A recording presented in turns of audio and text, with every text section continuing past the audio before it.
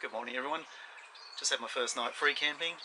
Thought I might just give you a quick rundown on how I've set up the fridge in this van. This is just a residential bar fridge. It's about a 96 litre unit, so it's standard run-of-the-mill. It's got things to put stuff in, freezer, and it's quite cold, works well. So the fridge runs off an inverter, and I guess a couple of things you got to watch with that is just making sure that you get an inverter with enough power to actually kickstart the motor. Fridges themselves, I've bought a little watt meter that you can buy from Bunnings for like $20 just to check your power consumption.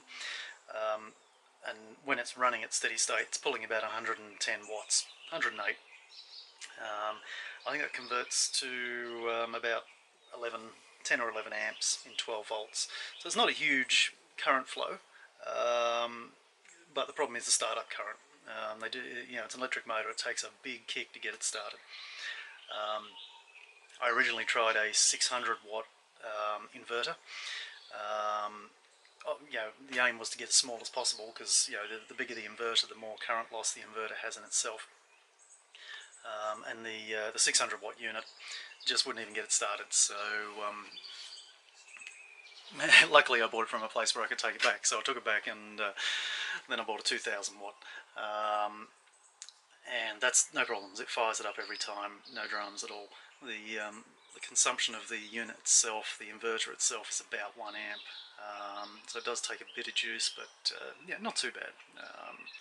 So my trusty little voltmeter here, after a night of running the fridge and whatever else, lights, water pump, all that sort of stuff, I'm down to 12.4 volts. So that's about 25% drop in state of charge, so I've used up about 50% of my battery capacity. I've got a 135 amp hour battery, just a single 135 amp hour, so I don't have a huge amount of power on board, but yeah, I've used half my allowance, which I think is pretty good really. I'm quite happy with that for one night, considering that I've also had a shower and been running the lights and using the water throughout the night on the pump as well. So my main reason for going for a 240 volt was cost, of course. You buy a three-way Dometic fridge, you're looking at $1,800, $2,500. So total cost of this was $120 for the fridge. Yeah, whatever. That's just petty cash.